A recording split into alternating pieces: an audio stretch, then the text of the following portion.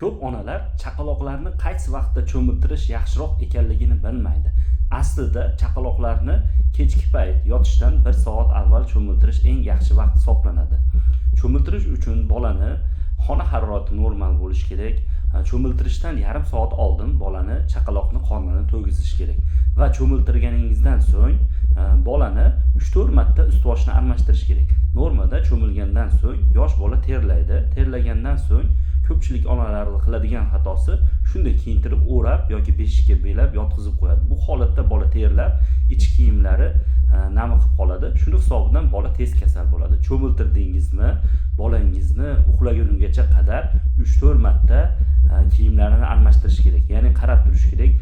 Ich kiyimlari nam bo'lmagan bo'lishi kerak. Qachonki 2-3 martadan keyin ich kiyimlari nam bo'lmasa, quruq bo'lsa, shunda bolani bemalol uxlatishingiz mumkin. Bolani eng to'g'ri vaqt cho'miltirish uchun kechki vaqt hisoblanadi. Shunda bolaning uyqusi ham normal bo'ladi.